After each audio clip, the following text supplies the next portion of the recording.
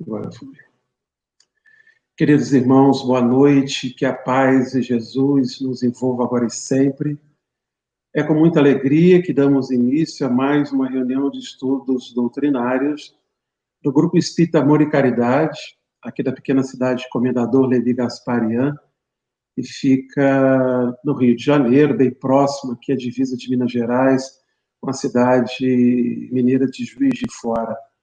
E é com muita alegria que nós recebemos pela primeira vez na nossa casa, graças a essa necessidade que tivemos de estar afastados fisicamente, mas podendo estar juntos, né, através da internet. E aí seria quase impossível, né, César, que você viesse estar na nossa pequena casa, sair do Canadá, vir até aqui. E graças a essa situação nova que nós estamos vivendo, nós temos a alegria de poder recebê-lo. Boa noite, Sérgio, seja bem-vindo. Boa noite, André, um grande prazer. Boa noite a todos os amigos do Amor e Caridade. E é uma alegria e é uma das vantagens desse tempo moderno, né? A gente poder se encontrar mesmo estando tão longe fisicamente. Isso, essa é uma vantagem desse tempo moderno e algo que a pandemia nos trouxe, né? Porque isso era realizado com algumas casas, mas a grande maioria das casas espíritas não tinham essa prática.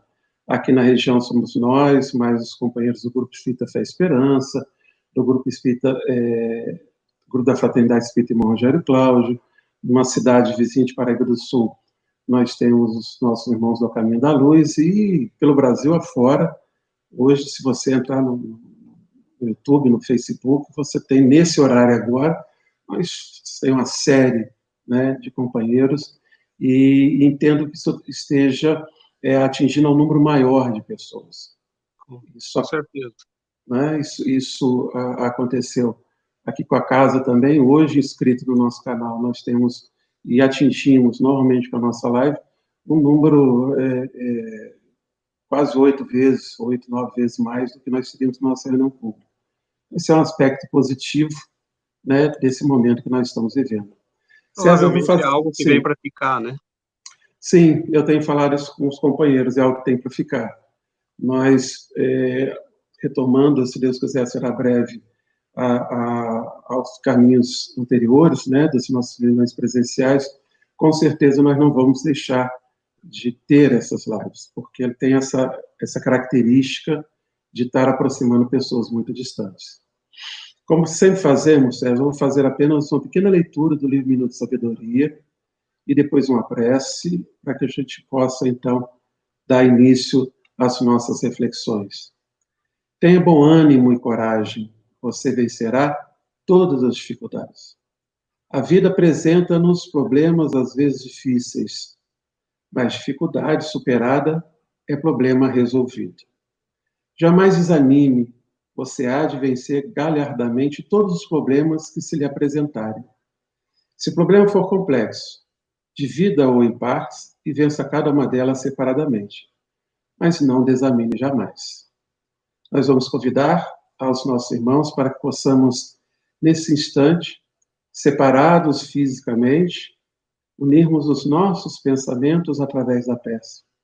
É o pensamento que, nesse instante, une os nossos corações, no objetivo desta noite de refletirmos, à luz da doutrina espírita, as questões relacionadas à nossa pátria Brasil, ao compromisso espiritual da nossa sociedade. Assim, agradecidos a Deus, nosso Pai, a Jesus, nosso Mestre, aos amigos espirituais que estão em torno de cada um de nós nesse instante, visitando os nossos lares, envolvendo-nos de vibrações de paz, de harmonia e de tranquilidade. Assim, unidos, com o coração repleto de alegria, de esperança, nós iniciamos as reflexões desta noite. Graças a Deus. Já vamos aqui relatando a presença, boa noite ao Alexandre França, que nos visita, Alexandre França, a Adriana França também, né? Você deve conhecer, provavelmente, Amigos né? aqui do Canadá. Isso, que bom. Olha só quantas pessoas, como estamos unidos, né? E aí nós temos também uma pessoa, a Valéria Gama Rezende, amiga lá de Belo Horizonte, Boa está noite. conosco agora também. Boa noite, Valéria. E a Giovana Santos, Minha também. esposa. Ah, sua esposa é essa, tem que marcar presença, com certeza, né? Então, boa noite a todos. César, passa a palavra para você. Eu gostaria que, inicialmente, eu conheci você através do Orson, né, nosso amigo lá de Matão, assisti uma live que você fez com ele, fiquei bastante impressionado, e nós eu gostaria que você se apresentasse, falasse um pouco desse movimento espírita aí do Canadá, antes da gente adentrar realmente ao tema da noite. Bom, meu nome é César Santos, Sátiro dos Santos, eu sou professor de Química, né? Me formei na Unesp e saí do Brasil em 2006, né? Então faz 14 anos que eu estou no Canadá. Em 2012 nós iniciamos com um grupo de amigos, né? Tentamos a abertura aqui de um trabalho espírita, eu sou espírita desde os 15 anos, 14, e trabalhei como evangelizador infantil, comecei a fazer palestra quando eu tinha 16 anos, numa casa espírita lá em Catanduva, né, o Boa Nova, e, e em 2006 nós viemos para o Canadá, então nós tentamos em 2012 começar um trabalho, não conseguimos, todo mundo estava estudando, trabalhando, a gente está aprendendo a língua, tudo é muito tem toda uma adaptação, né, quando a gente muda de país, mas agora, recentemente, há um ano, nós conseguimos começar com amigos muito queridos aqui da cidade de Sherbrooke, né, dos quais eu tenho aqui a Adriana e o Alexandre, a Giovana, a Valquíria, Fábio, e todo um grupo de amigos que conosco, nós iniciamos esse trabalho, Centro Espírita Chico Xavier.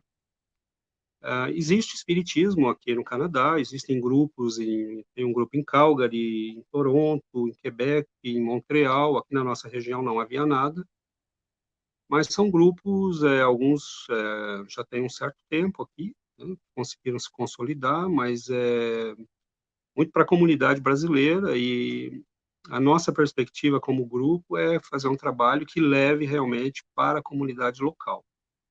Então, nós estamos fazendo um trabalho muito forte na internet, para levar o espiritismo realmente para o povo local. Né?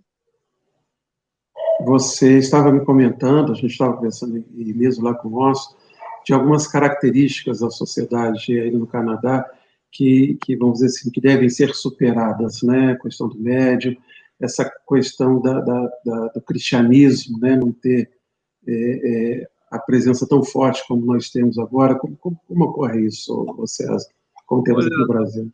Olha, André, isso foi uma coisa que nos surpreendeu bastante quando nós chegamos aqui. É óbvio que a gente se informa, né, sobre a sociedade para a qual a gente está vindo.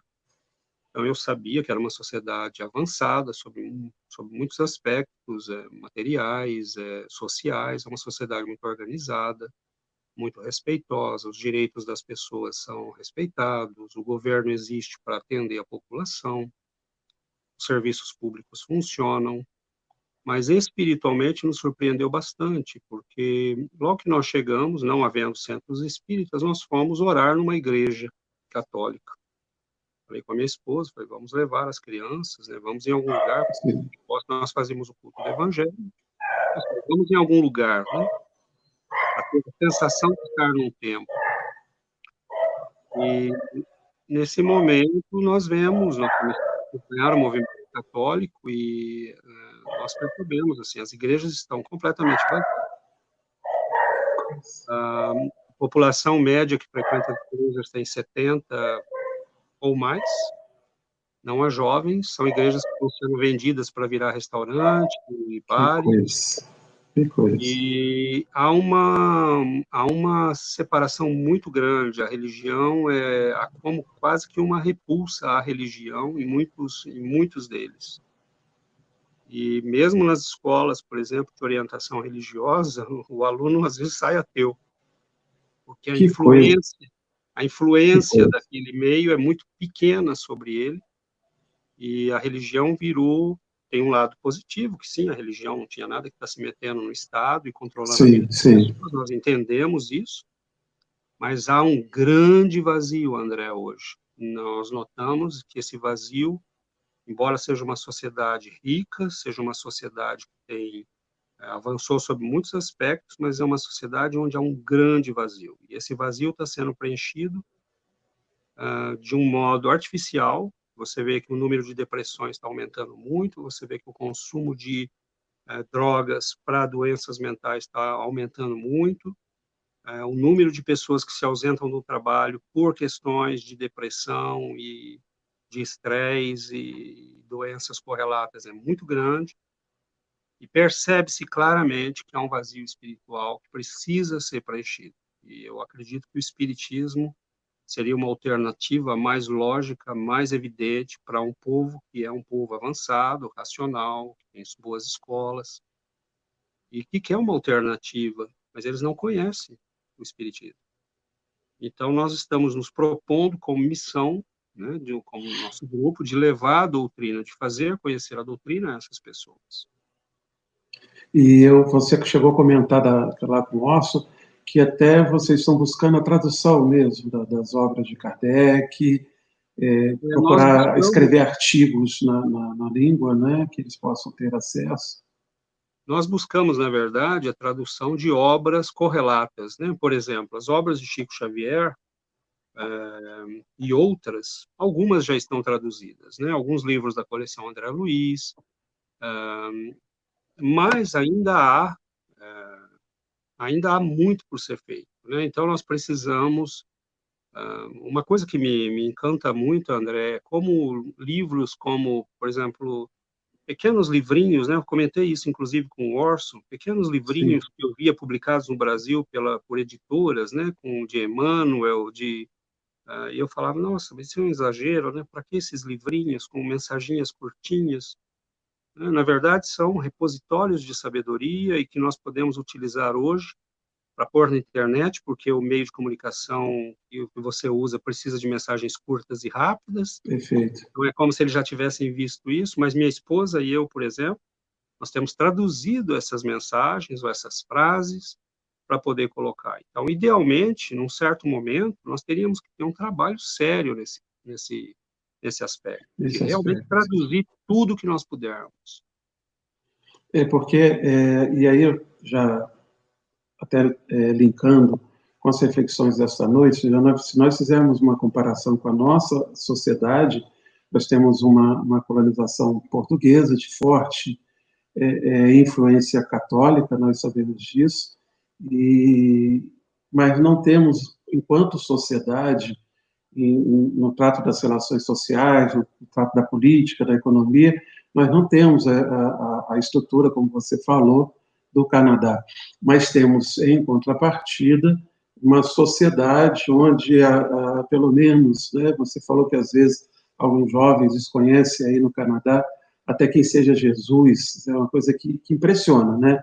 Para nós aqui, isso impressiona. Então, que relação que você pode fazer entre essa nossa realidade com essa tão falada do movimento espírita, com esse tão falado compromisso espiritual do Brasil? Olha, eu vou te contar uma história nós temos uma amiga no nosso grupo, que é canadense, né? E ela viveu alguns anos no Brasil, casou com um amigo nosso brasileiro, está aqui agora. E ela nos dizia o seguinte: quando nós abrimos o grupo, ela falou: olha, graças a Deus que vocês abriram o grupo, porque eu já estava pensando em voltar para o Brasil, porque eu tô me sentindo vazia aqui. Para onde eu olho, eu não vejo saída. Eu preciso, o que eu descobri no Brasil, eu nunca vi em lugar nenhum. E eu preciso dessa espiritualidade. Ela falou, a espiritualidade no Brasil, ela está na pele das pessoas. As pessoas te dizem, vai com Deus, fique com Deus, Deus te abençoe, Deus te proteja. Isso está no jeito de falar das pessoas. Isso faz parte da energia de vocês. valores. sim, E aqui nós notamos que é exatamente o contrário, né? Há pessoas a quem você fala Jesus, a pessoa vira as costas e vai embora. E eu que cheguei a coisa. ter conversas com uma pessoa que eu encontrei recentemente em Montreal, vindo dos Estados Unidos, e ele falou algo que me preocupou um pouco, que é: eu acho que, assim, nós podíamos tirar um pouco Jesus, para poder falar para eles mais de energia, mais Que de... coisa. E eu disse: "Não, me desculpa, mas não, eles não conhecem o Jesus que nós conhecemos. Eles não conhecem o Jesus que nós conhecemos", né. E aí a gente pode linkar isso com o compromisso espiritual do Brasil, porque sendo a pátria onde o espiritismo tomou, né, a maior envergadura no Sim, mundo, e tendo tido obras, né, como as obras de Chico Xavier, por exemplo, nós temos condições de reinterpretar para os nossos irmãos de outras religiões, o cristianismo. Então, qual é o grande compromisso nosso como pátria do Evangelho, mas principalmente como pátria do Espiritismo? É de trazer, de resgatar Jesus dos escombros da teologia, das discussões teológicas inúteis, o que Allan Kardec, na verdade, propõe no livro O Evangelho segundo o Espiritismo, né? Ele diz: vamos tirar toda a teologia, vamos tirar toda a discussão, sim, vamos nos isso é. concentrar no Cristo, no que ele falou, na moral, né? Então, eu acho que o compromisso do Brasil é alimentar a alma do mundo. Na questão 148 do Livro dos Espíritos, é uma questão que fala do materialismo. E nos comentários de Allan Kardec, ele vai falar lá no final: o Espiritismo é o mais poderoso auxiliar das religiões. Sim, realmente. Então, é essa a nossa missão, é revigorar o cristianismo, porque ele está morrendo na Europa. A civilização ocidental que nós conhecemos, ela está se exaurindo, né? Com o afastamento da religião da sociedade e da influência na sociedade, houve uma coisa boa, que é separar a religião e Estado, mas houve Sim, uma coisa ruim, que não há mais, criou-se um vazio espiritual. E nós vemos isso aqui no Canadá muito claramente. E vai ser isso, se vê na Europa também. Então, a nossa civilização, que foi toda construída sobre valores cristãos, o que é que vai acontecer com ela quando você esvazia ela desses valores que são a base dela? Ela vai ruir, né? E é o que nós estamos vendo, famílias que não têm mais. Como é que você educa um filho hoje? Com que valores? Então, nós vamos falar de respeito à sociedade, nós vamos falar de meio ambiente, mas que valores?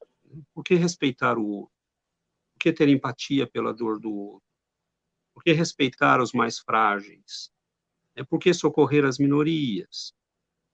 Então, nós vemos que no momento que tem uma crise financeira, qualquer coisa do tipo, as pessoas viram bicho, porque não há infelizmente. valores, né? Não há valores, só uma aparência de valores. Nós percebemos, principalmente hoje, na civilização, na Europa, quase em todos os lugares, a questão relacionada com o outro que chega de fora, né, com os imigrantes. Enquanto a Europa não estava tendo problema de trabalho e precisava de mão de obra para realizar aqueles serviços menores, entre aspas, né, que os europeus não queriam fazer, não tinha problema.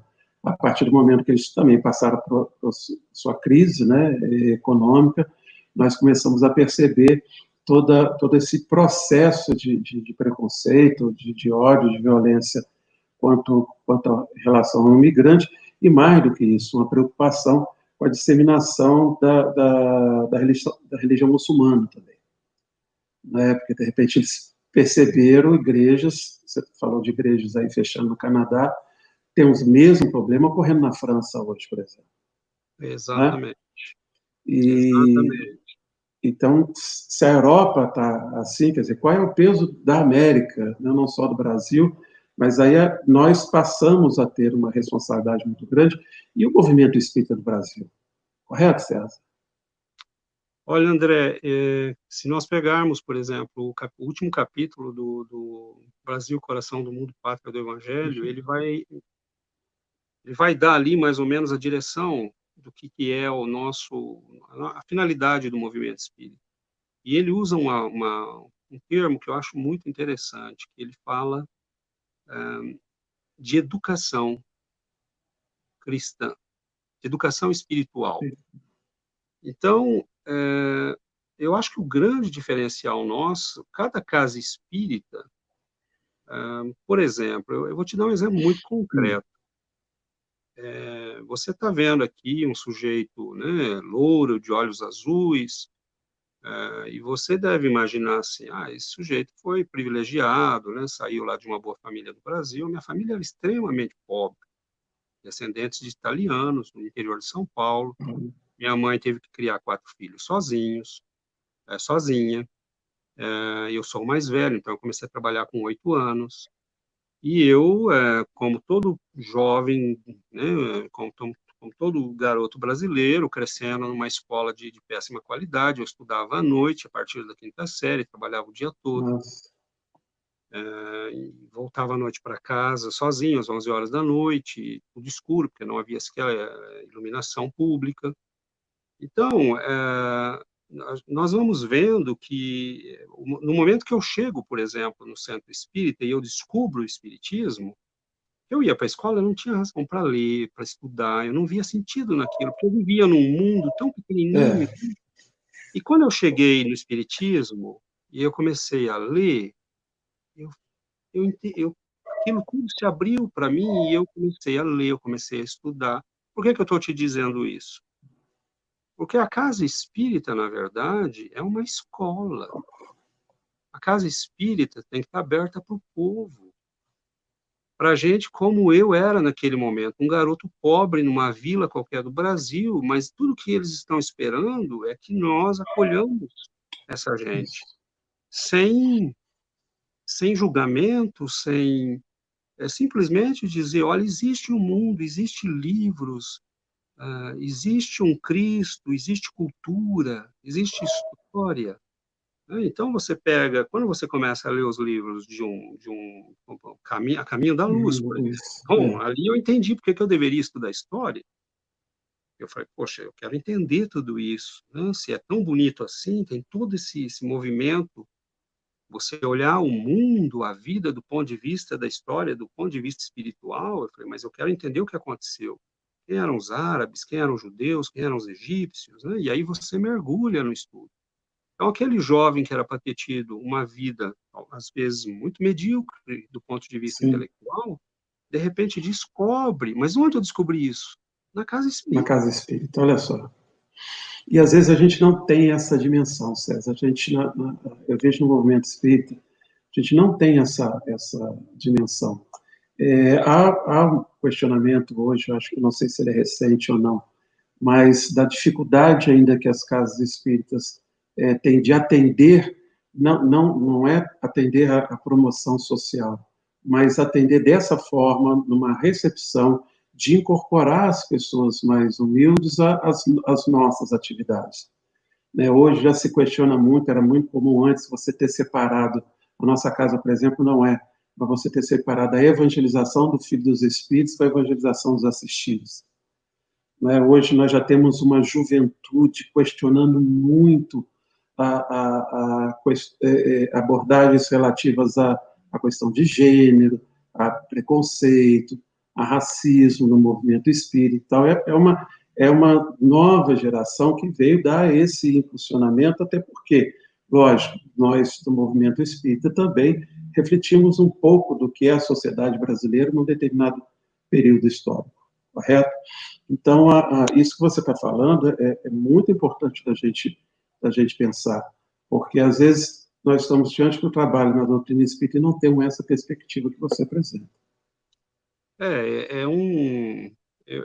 Eu acho que assim, provavelmente uma das missões mais bonitas que a casa espírita pode ter é a de ser uma escola das almas. E isso não passa, nós não precisamos ter foco ideológico. Um espírita pode, pessoalmente, ter um foco ideológico. Sim.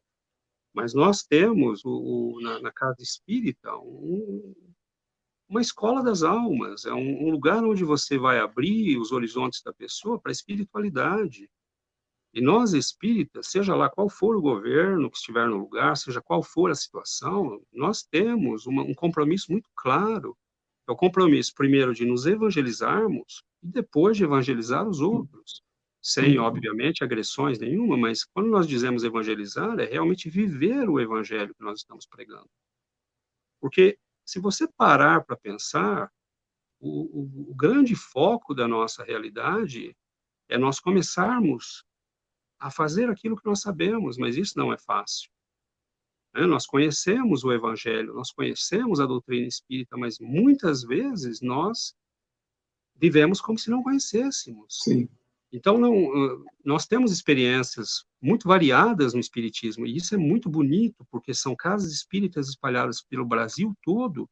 Se em cada cidade nós tivermos uma casa e ela assumir o compromisso de educar a sua população local, aqueles que frequentam a casa, aqueles que estudam na casa, de prepará-los para pensar, mas não é pensar os problemas do país de um ponto de vista ideológico, nós podemos deixar isso fora do centro espírita. Sim, Como assim? devemos até. Posso Aliás, explicar devemos. como?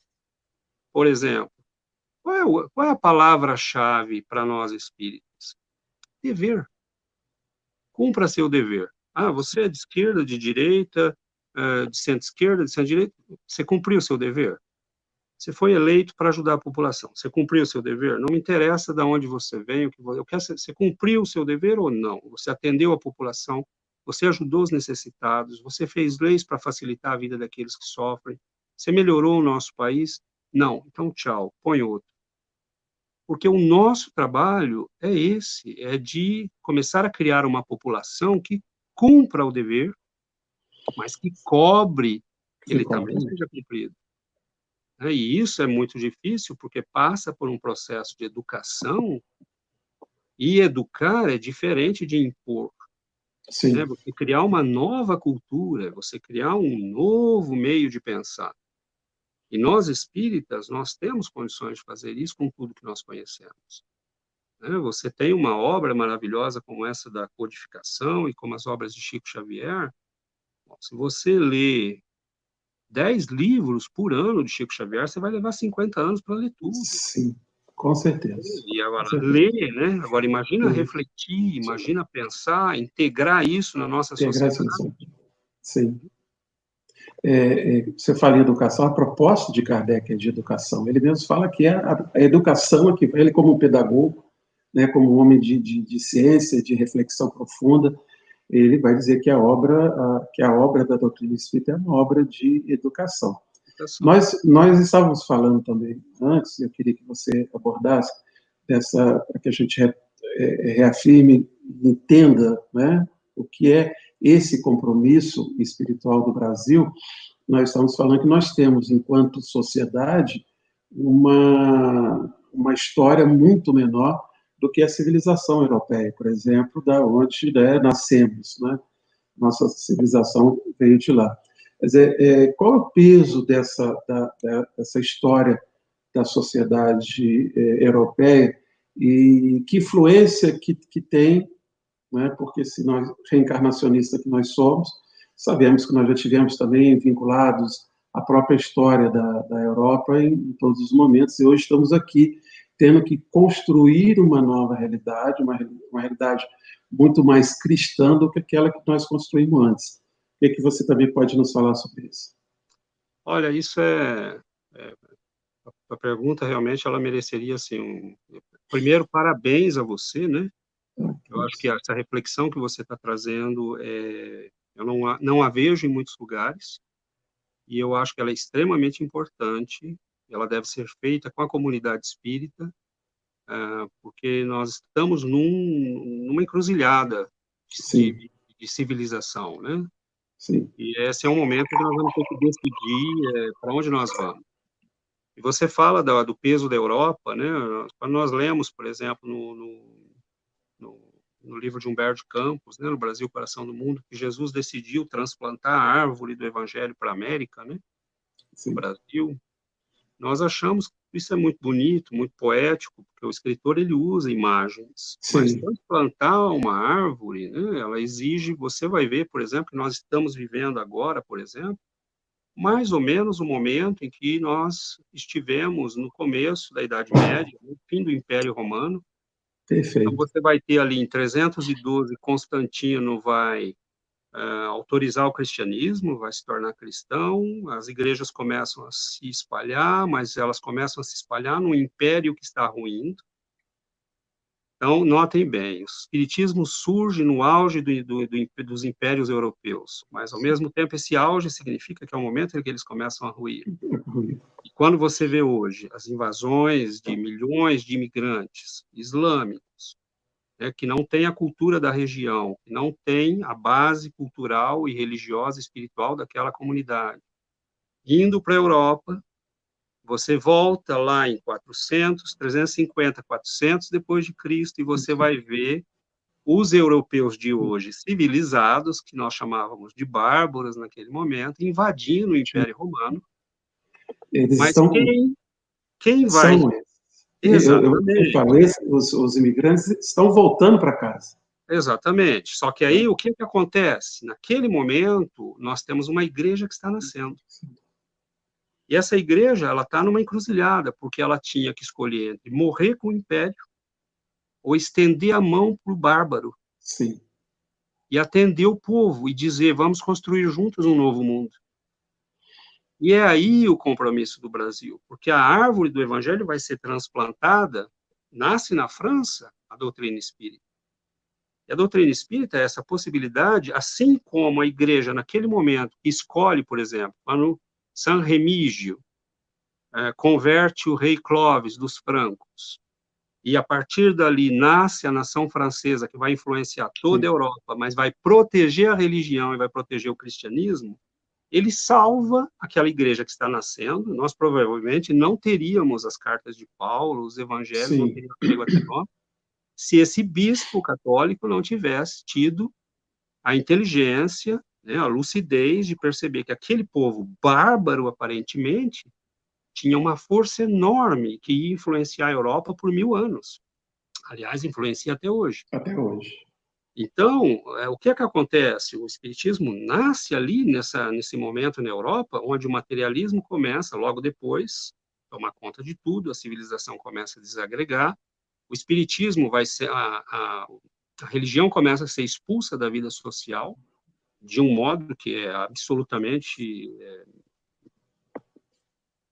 espetacular, digamos assim, porque realmente ela foi expulsa da vida das populações, mas nesse mesmo momento, você vai vendo que a árvore que vai ser transplantada, o chão está sendo preparado a partir de 1550 com a vinda de homens como Manuel da Nóbrega, Chieta, Leonardo Nunes, Pero Correia, que são homens que deixam a civilização, deixam um mundo civilizado, culto, onde eles tinham acesso a livro, a transporte, a gente, a pessoas como eles, e vêm habitar um país que está começando, onde a população que habita esse país anda nua, come carne humana, guerreia o tempo todo, fala uma língua que eles não conhecem, e nós vemos ali o processo de preparação para começar a preparar essa terra, transplantar uma árvore,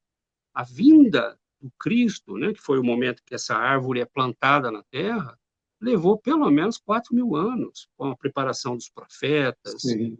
Né, e aí o surgimento do Espiritismo leva mais 2.000 anos.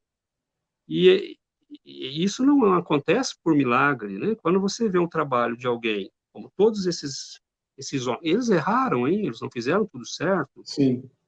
Mas eles iniciaram a cristianização do Brasil. Se hoje nós temos uma população cristã, se nós temos hoje esse terreno fértil, onde o espiritismo pode se desenvolver, graças a esses homens, a esses trabalhadores. Mas o que tem aspectos dessa história que eu acho que nós precisamos resgatar, sabe? Por exemplo, você pega o padre Leonardo Nunes, ele era um padre que veio com Manuel da Nóbrega, né? Depois de Nóbrega, ele era o padre mais ativo do grupo dos jesuítas que veio com Nóbrega. E tem uma passagem muito bonita, que ela me fala muito, que eu acho que é o que precisa acontecer entre nós espíritas e a nossa população, principalmente aqueles que nós chamamos da nossa elite. Quando ele chega ali em São Vicente, ele encontra alguns homens, né, como Pero Correia e Manuel Chaves, que são 2 caçadores de índios. Então, eles iam para o interior, né, Caçar. caçavam os carijós e traziam eles aprisionados para vender como escravos. E um dia, ele começa a pregar, aqueles homens não gostam muito do que ele fala, mas um dia, voltando de uma dessas caçadas, quando Pero Correia entra na aldeia, ele vê o padre Leonardo Nunes cantando com os índiozinhos, em tupi e em latim, cantando músicas cristãs. E aquele homem se sente profundamente tocado com aquilo. Ele olha para aqueles índios que ele está trazendo amarrados, né, todos pelo pescoço, uns amarrados nos outros, uma centena, e ele percebe que ele está animalizando aquela população carente, necessitada, que eram crianças espirituais, mas aquele padre estava educando aquela população. E ele cai em si e se converte.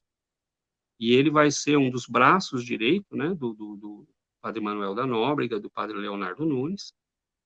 E aí, quando você olha hoje, né, você vê uma população de pessoas ricas. O Brasil é um país rico, que tem muita gente que tem posse, que tem meios, mas Cristo de Deus está na hora do cristianismo chegar no coração dessas pessoas. Porque nós não podemos continuar olhando para a nossa população carente, sofrida, nas favelas, né, nas grandes cidades, e continuar ignorando e tratando, né, como escravos. Em algum Perfeito. momento, esse cristianismo que nós dizemos ter, em algum momento nós vamos ter que colocar isso em prática e começar a tratar diferente a nossa população.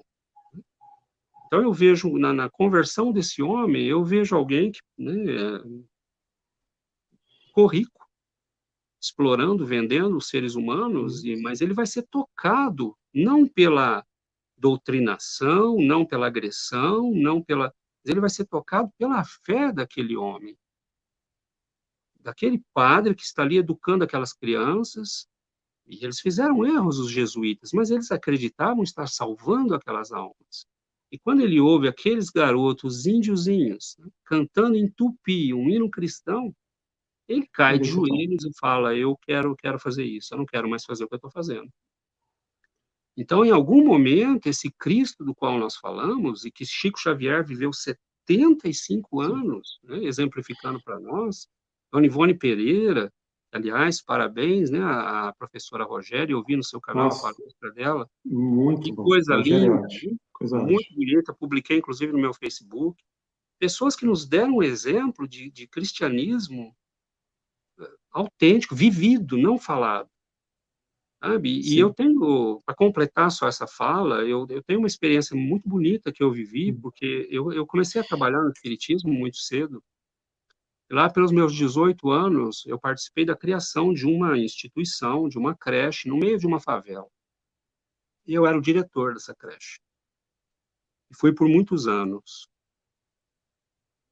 E eu tinha sido garoto de creche, André. Eu vivi na creche, porque minha mãe, com 4 filhos pequenos, ela 4 só filhos, podia trabalhar e trazer pão para pôr na mesa. Não tinha mais o que fazer, né? Era só trabalhar para pôr comida na mesa. Então, eu cresci numa creche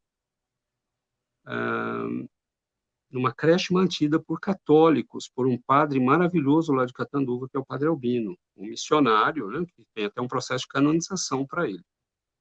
Mas eu falei, eu não vou fazer com essas crianças um trabalho qualquer. Eu quero fazer algo de diferente. Eu quero que a gente faça algo. E aquela população, nós criamos, primeira coisa, eles chegavam, nós tínhamos lá o processo de banho, escovar dentes, tomar café, escovar os dentes novamente, todos colocavam uniforme, todos iam para as salas de aula, fazer reforços, os que estudavam de manhã iam direto para a escola, vinham primeiro ali, nós levávamos para a escola, iam com café tomado, lancheirinha, uniforme da escola, da creche. Então, eles passaram a ser respeitados na escola. Nós íamos nas reuniões de pais, eu mandava representantes ou ia eu mesmo. Eu disse, não, nós queremos acompanhar tudo que acontece. E começamos, os que estudavam à tarde faziam suas tarefas de manhã, os que estudavam de manhã faziam suas tarefas à tarde, todos iam embora limpinhos, todos se alimentavam, eles eram educados. Eu sou professor, e um belo dia, né, no primeiro colegial, eu estou numa escola pública lá de Catanduva, uma menina fala, o senhor é o tio César, não é? Eu falei, me chamar de tio César, você deve ter sido lá da creche, alguma coisa assim, né? Ela falou, eu fui. E foi o período mais feliz da minha vida. Isso. Então, aquilo, sabe, é uma creche espírita, mas nós não falávamos de espiritismo, nós falávamos de Jesus, nós Jesus. ensinávamos moral cristã, e, bom, e hoje eu tenho alguns deles no Facebook, que são evangélicos, que são católicos, não importa. Não importa. O que importa é nós contaminarmos as pessoas com esse exemplo cristão.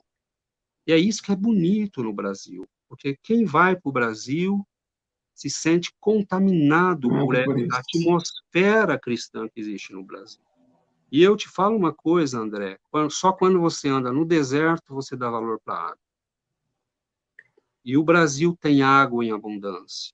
Nós temos muitos problemas, conflitos políticos, situação social complicada, mas nós temos água para a alma das pessoas. E isso é muito importante, porque eu estou num país maravilhoso socialmente, mas falta água para o espírito. As pessoas estão com sede na alma, né? Com a alma com sede, com certeza. Muita sede.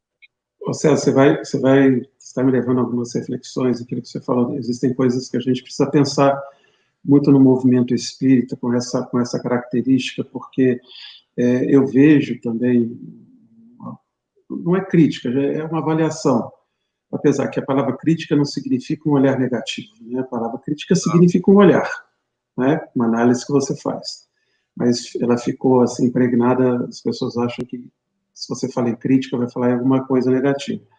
Mas eu percebo que o movimento espírita tem se perdido muito nas palavras.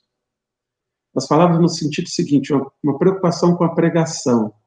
Porque quando você fala a conversão, né, vamos converter as pessoas a Jesus, vamos usar aí até uma fala que são dos nossos irmãos católicos, são deles protestantes, mas e a gente não percebe isso numa elite brasileira, mas é uma elite que vai à igreja. É uma elite que vai à igreja, seja ela protestante, seja ela católica. E essas muitas pessoas vezes vai ao centro. E muitas vezes vai ao centro. Quer dizer, então, eles têm esse compromisso externo, mas verdadeiramente não fizeram o caminho desse que você citou. Que no exemplo lá do ouvindo os índios cantando, tudo mais, no exemplo, ele muda a sua forma de olhar o mundo, de pensar. Então, eu vejo o movimento espírita, às vezes, muito preocupado com as questões da fala, do discurso. É importante, lógico, nós estamos fazendo isso aqui agora, mas está faltando um pouco mais dessa ação, Perfeito. certo? Está faltando um pouco mais de ir até as pessoas através do exemplo. Tanto é importante, uma coisa que você tinha dito na entrevista com o Orson, e que eu quero que você faça uma análise aqui também, que me chamou a atenção, com relação ao compromisso espiritual do Brasil, foi quando você citou que nós tivemos uma figura como o Chico Xavier reencarnado aqui. E eu gostaria que você repetisse essa reflexão para os nossos irmãos que estão te assistindo agora. Olha, há muita coisa nisso que você falou, né? E eu vou chegar nesse último item que você cita, mas eu gostaria de essa questão de nós ficarmos na palavra, né? E vamos começar misturando as duas coisas. Vamos pegar o Chico Xavier. Na quarta-feira ele recebia André Luiz escrevendo Evolução de Dois Mundos. No sábado ele ia falar com o povo na Vila do Pássaro Preto, compartilhar o evangelho com os mais humildes. Então você tem o que é o Espiritismo? O Espiritismo é essa coisa abençoada que vai dialogar com a ciência. Por que o Brasil é a pátria do evangelho? Porque o Espiritismo ele salva o cristianismo. Nós temos padres católicos falando este mundo é um mundo de provas e expiações. Isso. Né? Então, assim, você vê que eles estão lendo o Espiritismo. E o Espiritismo salva. O sujeito que quiser ser católico, leia o Espiritismo e ele vai entender o catolicismo, Sim. Ele vai entender os santos, ele vai entender os milagres, ele vai entender aquela fé. Então, o Espiritismo, por que ele é importante? Porque ele é a única filosofia hoje que dialoga com a ciência mais avançada, da química e da física, com a medicina e a espiritualidade, e, ao mesmo tempo, ele toca o coração do povo. Então, o Espiritismo, que se isola do povo, que não trabalha com o povo, que não senta com o povo para discutir o evangelho, que não educa a criança do pobre, que não recebe, né, um carinho, com os braços abertos. Então, nós temos centros espíritas fazendo atividades que são nobres, e esquecendo isso. Então, você tem, por exemplo, eu acho assim, que um país como o Brasil, se você para pensar uma coisa que me admira muito no Chico, né, que sempre me chocou muito, foi como ele conseguiu se esconder. Foi como ele conseguiu, ele conseguiu passar quase que desapercebido, o homem. É uma estrela que conseguiu quase que passar desapercebido. E é muito interessante porque ele vai passar 75 anos dentro do Brasil, ele vai passar 75 anos vivendo aquele evangelho, né, com sacrifício, com dor, com exemplos. Ele vai deixar uma obra extraordinária. E um país que recebe um homem como esse está inscrito na história universal com uma missão que deve ser extremamente importante. Você não tem um servidor do Cristo dessa dimensão. As pessoas às vezes ficam discutindo quem é o Chico, quem deixa de ser. A única coisa que eu sei é que um homem que é capaz de aguentar 75 anos de trabalho mediúnico evangélico, sem arrefecer, sem entregar os pontos, e ir até o fim, esse homem tem a têmpera de aço, dos metais mais nobres da alma, porque não é questão de deixar. E quando você vê essa obra que dialoga com a ciência, com a filosofia, com a religião, com a moral, e você vê ao mesmo tempo tudo isso imbuído de um exemplo do cristianismo vivo, meu Deus, né, nós temos, o que é que nós vamos fazer? Não precisamos, nós precisamos de gente que pegue esses livros e explique para o povo, nós precisamos de gente que faça isso que está fazendo.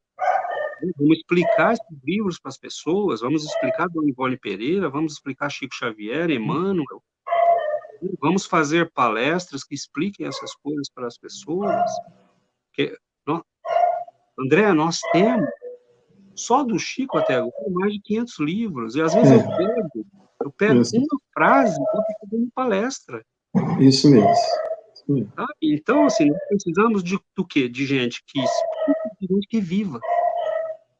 Perfeito. Porque se nós não vivermos isso que nós conhecemos, toda a sociedade vai afundar. Porque nós vamos repetir os mesmos erros, e a Humberto Campos vai falar isso no final do Coração do Mundo. Nós não podemos repetir os mesmos erros das velhas denominações religiosas. E é isso que nós temos feito. Se nós cairmos nesse mesmismo, nós vamos repetir os mesmos erros. O Espiritismo não pode se dar, né? Não podemos permitir que isso aconteça com a doutrina espírita. É uma responsabilidade. Então, em tempos de pandemia, né, você precisa fazer prece com as pessoas, você precisa visitar as pessoas que estão mais carentes, você precisa levar recursos ao que essas pessoas vão buscar, né, você precisa estar aberto à evangelização. Eu tenho uma amiga em Catanduva que faz evangelização pela internet. Então, você vê mocidade pela internet. Vamos fazer, gente. Vamos fazendo. Porque essa é a hora que a gente tem que tocar as pessoas. Agora, falar, explicar, e precisa de gente que explique. Né? Estamos numa sociedade que as pessoas não leem mais. Sim. Tem um vocabulário pequeno. Então, você precisa de gente que leia os livros. Você pega um livro de André Luiz, tem jovens de hoje que vão ter dificuldade para entender aquilo. Foi escrito numa linguagem clássica, tradicional. né, cultivada, né, usa termos que muitas vezes um jovem de hoje não vai conseguir. Então, você tem que ter gente que explica. Ao mesmo tempo, você tem que ter gente que vive. E esse é o nosso grande desafio, né? É ir viver com o povo o evangelho, como Jesus fez, como Francisco de Assis fez, como Chico Xavier fez. Ir viver com o povo o evangelho. Você está falando, e eu concordo, César, concordo plenamente com você. Essa é uma preocupação, uma reflexão também que há muito tempo nós temos feito, porque dentro do movimento espírita eu também tive uma história com oportunidades de ação, desde a época da mocidade, que eu pegava o carro do meu pai, colocava 18 jovens dentro do carro e nós íamos sair campanha de Natal de brinquedo, para depois espalhar aqueles brinquedos usados todos no salão, arrumando, todo mundo arrumando, orando, para depois entregar. Ações simples, mas eu, graças a Deus, tive essa experiência, essa possibilidade de ter essa experiência. E aqui na casa, como eu falei com você, a nossa casa é pequena, a cidade é pequena. Mas no sábado, né, antes da pandemia, nós temos o nosso trabalho da sopa. O diferencial, que fala com você o seguinte, Maravilhoso isso. e o diferencial nosso é que nós temos o pessoal da casa, uma boa parte do grupo da casa, nós fazemos um estudo com as mães, um estudo do evangelho com as mães e com o pessoal da casa. E a gente percebe como as pessoas que vão lá no centro, essas pessoas mais simples, como eles se sentem em casa. Por quê? Porque estão junto com outras pessoas que não são assistidas, entendeu? Que estão lá porque querem dividir com elas, querem abraçar. Eu, durante muito tempo, no grupo da Fraternidade Espírita Irmão Rogério Cláudio, cidade aqui vizinha de Três Rios, nós tínhamos lá também um trabalho com a sopa, evangelização, atendia muita gente. E nós dávamos a cesta básica, como ainda é comum fazer aqui. E, às vezes, depois que arrumava tudo... Oi. Posso te falar uma coisa sobre isso? Sim. Pode, por favor. Oportunidade. Depois eu retorno. Pode falar assim. Desculpa te cortar, mas eu quero aproveitar a oportunidade. Sim. Nós estamos tentando aqui fazer um trabalho de natureza social. É exatamente isso que nós temos falado. Falar é muito bonito, mas nós queríamos fazer alguma coisa. Nós estamos analisando o que a gente pode fazer, né? Então, assim, teve momentos que a gente falou, vamos sair, ver se a gente encontra itinerantes para a gente poder ajudar. Não pode, porque se você der um pão para ele passar mal, você é processado. Caramba. Então, assim, André, a caridade aqui foi institucionalizada e enquadrada pelo Estado. Tudo que você vai fazer passa por uma série de normas e aí você sente falta exatamente disso que você falou, de ir lá abraçar teu irmão, simplesmente porque é teu irmão. Pedir o pessoal da casa para pensar sobre isso, porque eles podem ir lá abraçar o irmão, as crianças. Aproveite isso, porque é só quando a gente perde. Hoje eu vejo a experiência que eu tive, que eu tinha. A gente tinha aquelas centenas de crianças ali que você tratava como filhos teus, sabe? E ia buscar lá no meio da favela quando não vinha, levava para o hospital quando estava doente, ajudava as famílias. Mas isso é uma bênção de Deus que nós temos. Nós estamos num país onde ser fraterno, ser generoso, não corre o risco de você ser preso. Isso, meu Deus. Então, aproveite isso. Nossa, por isso que eu falei com você desde o início. Ter uma visão de fora, né, de uma cultura totalmente diferente da nossa, para que a gente possa pensar o que nós estamos fazendo aqui e a importância desse compromisso. Mas eu estava te falando, então, assim, para nós, naquela época, era uma felicidade ver, às vezes, senhoras de idade saindo levando. Quando arrecadava bastante, a gente ficava feliz. Nossa, lá como é que a bolsa está cheia, não sei o quê. Mas aí eu saía de lá, às vezes encontrava algumas dessas senhoras sentadas na rua, descansando. Eu comecei a pensar, caramba, para eles é difícil levar. Né? Porque a casa no centro da cidade, mora bairro, o pessoal ia a pé, saía, às vezes, num horário com sol forte. Aí nós começamos a organizar na casa na época, de levar na casa dessas pessoas, a gente fazia uma outra assistência, nós íamos levar a bolsa para eles. Olha, o César, foi um período muito bom, porque eles gostavam de nos receber. Sabe quando você recebe amigos? Uhum. Entendeu? Recebe, por mais simples que seja a casa, não, poxa, eles até esqueci o meu nome, falaram, é o seu Rogério Cláudio, eles achavam que eu, até hoje, o seu Rogério Cláudio, eu falei, opa, não tem problema não, mas gostavam de receber a equipe, a gente chegar, sentar, conversar, e na casa dessas pessoas, passou a ser muito mais do que apenas dar a cesta básica. Porque nós temos um problema aqui, outro dia eu estava passando em frente a uma instituição lá em Três Rios, essas coisas têm feito a gente pensar muito. O pessoal estava aguardando o horário da sopa, do lado de fora da casa, tinha uma cobertura, e estava fazendo um sol muito forte. Estava todo aquele pessoal espremido debaixo da cobertura, lá numa sombra, esperando. Eu olhei e falei, caraca, será que isso é caridade? Sabe, deixar essas pessoas esperarem para tomar uma sopa, no sol. Podia entrar antes, conversar, fazer. Eu vejo o movimento espírita refletir muitas das vezes essa caridade de uma elite que tem nas pessoas mais humildes a sua. Deixa eu ver se eu busco o termo correto. A sua forma de. Compensar a consciência. Isso, muito obrigado.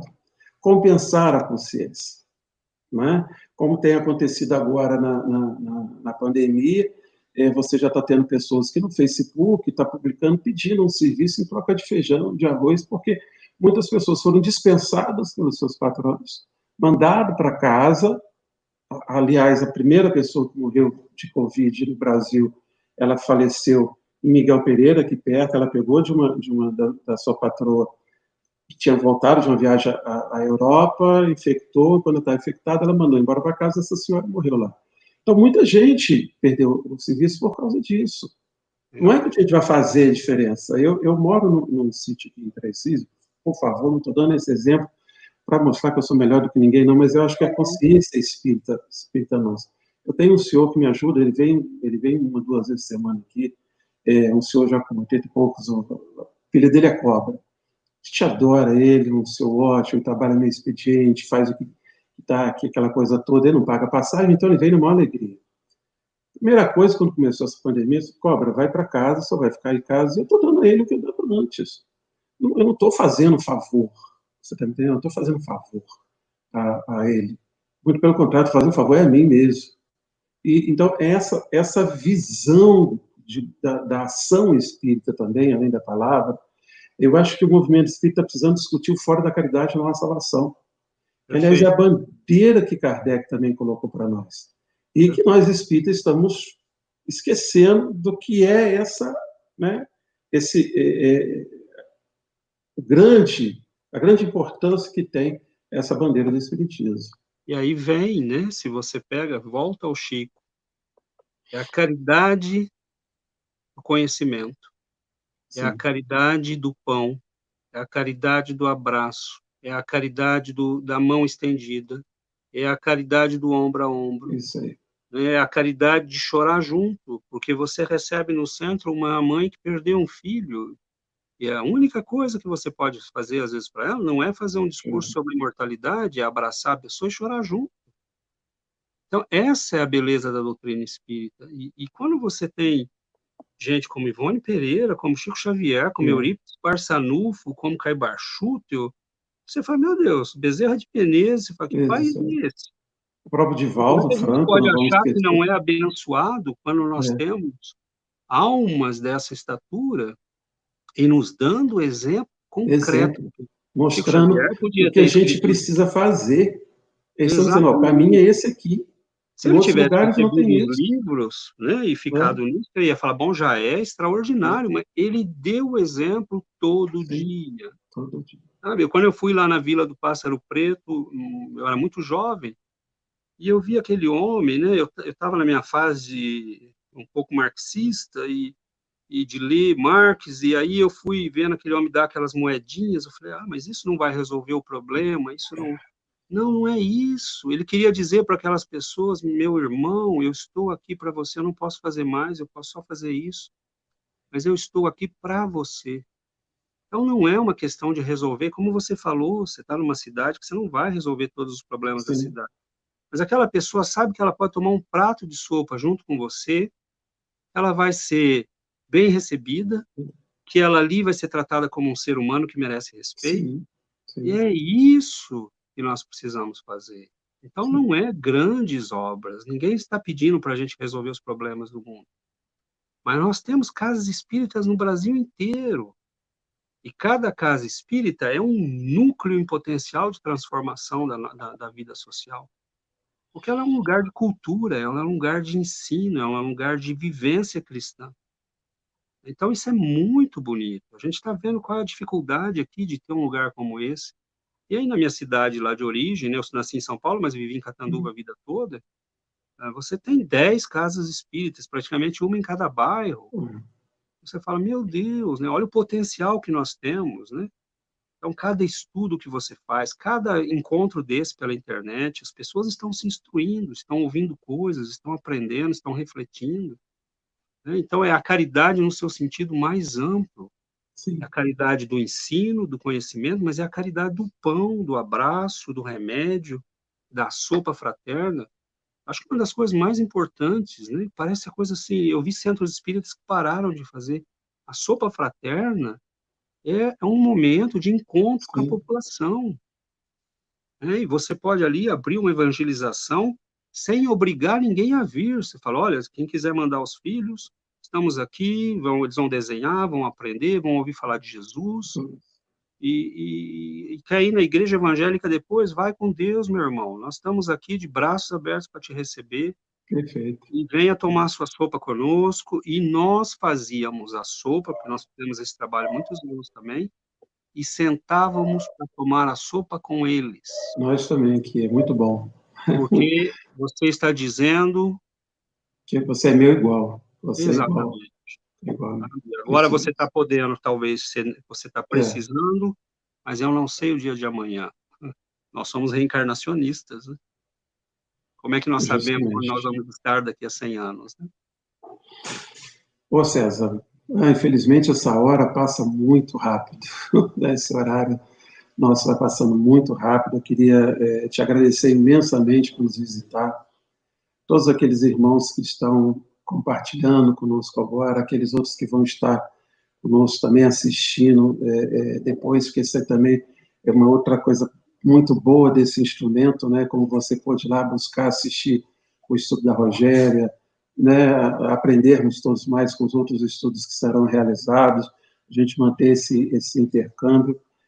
Antes de nós finalizarmos, eu queria que você deixasse então a sua última palavra, que aí depois eu ainda faço alguma divulgação aqui e para a gente poder finalizar essa reflexão que não se fechou hoje. Na verdade, a gente percebe, quando a gente fala compromisso espiritual do Brasil, compromisso espiritual do movimento espírita, nós temos muita coisa para pensar. Concordo plenamente. Eu acho que isso é um tema que daria muitas horas de reflexão, Sim, que a gente poderia aí dividir por várias etapas, porque é muito rico, tem toda uma história que a gente não analisou e não teve tempo de analisar hoje aqui. E eu diria, André, como últimas palavras, agarrem esse espiritismo e não deixem escapar. Agarrem com unhas e dentes, segurem, agradeçam a Deus a bênção de estar num país, agradeçamos a Deus de ter um país que tem uma riqueza cristã tão grande e onde nós estamos vivendo a possibilidade de transformar tudo isso numa realidade, sabe? Não é mais teórico, as casas espíritas existem, nós temos uma obra de estudo maravilhosa, nós temos obra cristã, de trabalho cristão maravilhoso, nós temos uma população, para quem é normal falar de reencarnação, para quem é normal falar de espírito, de mediunidade, isso não existe no mundo. Há pessoas que não sabem nem do que nós estamos falando, que não conhecem o que é o termo espiritismo. Então, é uma bênção, sabe? Eu estando fora, hoje eu pude ver e posso avaliar a riqueza e a bênção que é isso para todos nós. Então, assim, agarrem isso, cada livro é uma bênção, cada momento de estudos que a gente tem num centro espírita com os nossos companheiros é uma bênção. não façam disso uma mesmice, estudo de novo, É, não, é uma bênção cada momento de estudo, de conhecimento, de troca. Então, agarrem isso e não deixem escapar, porque é uma bênção que nós temos. concordo plenamente com você, César. Eu queria agradecer a todos que dividiram esse momento com a gente. Algumas pessoas nós já falamos aqui, né? Não falamos no João Paulo, lá de Sertãozinho, também no Cisão. Olha que coisa gostosa, né? Nós estarmos aí, cada um É tão mundial. distante fisicamente, mas nós estamos juntos. Isso é muito bom. Muito obrigado, João. A Maria de Fátima, Maria de Fátima Mufalo, né? Não sei se estou falando o nome dela correto, né? É, Maria de Fátima também dividindo conosco essa a noite, querida amiga nossa também. então, além de todos os outros que nos visitaram, nós até sugerimos aqueles que desejarem podem se inscrever na nossa página do YouTube, tocar ali o sinetinho, porque a gente está tendo a oportunidade realmente de ter algumas boas reflexões aqui na casa. A gente agradece também, Alexandre, sua presença, está dividindo esse momento com todos nós.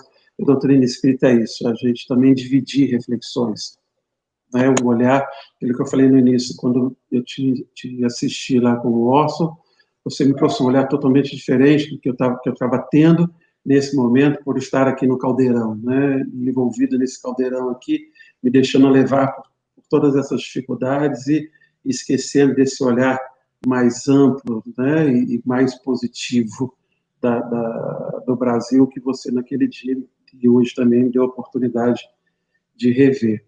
Eu convido os nossos companheiros, como falei com você, algumas casas espíritas aqui também estão fazendo suas lives, não são todas, algumas estão fazendo reuniões de estudos para o grupo, através do Zoom, também é muito, muito interessante.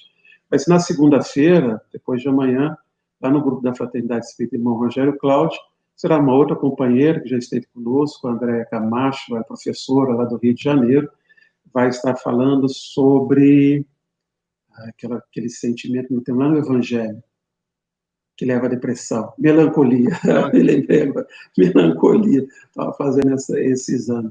E nós vamos ter um estudo aqui na terça-feira, nossa live também funciona na terça-feira, não sei se você teve a oportunidade de conhecer as músicas do João Cabete. Eu já lá há muito tempo atrás, mas Isso, faz algum tempo que eu não tenho mais notícia. Isso, a João Cabete foi chamado Seresteiro do Evangelho pelo Chico, na década de 60 e tal. Então, nós temos um jovem, o Júnior, que ele é jovem, toca em Comércio e tal, que gosta muito das músicas de João Cabete, faz um estudo sobre a vida dele. Então, nós vamos estar cantando e conhecendo João Cabete, fazendo bem diferente, na próxima terça-feira. Fiquem todos convidados. Como também convido a todos agora para a nossa prece final, que a gente possa, mais uma vez, estar unindo os nossos pensamentos, unindo os nossos corações, percebendo a presença de Deus nos nossos lares, não importando a distância física que nos separa, porque nós temos os nossos corações unidos pelo Evangelho de Jesus, pela doutrina espírita, que é o roteiro de vida que escolhemos para essa encarnação. Que as palavras desta noite possamos continuar refletindo, principalmente a nós, espíritas do Brasil, que possamos, diante do que foi falado, relembrar a importância do compromisso que está na mão do Espírita de fazer com que a árvore do Evangelho de Jesus realmente dê frutos aqui no nosso país. Agradecido pela presença de todos, nós desejamos uma boa noite e um bom restinho de final de semana. Ok? Giovana Santos também, obrigado, André, pela oportunidade. Giovana, eu que agradeço. Tá? Giovana é esposa, não é? Isso. Obrigado por emprestar o César para nós agora, nesse período. Obrigado Um você. abraço a todos, César. Muito obrigado, meu amigo. A gente volta a conversar, se Deus quiser. Tá? Parabéns pelo trabalho. Então, muito obrigado.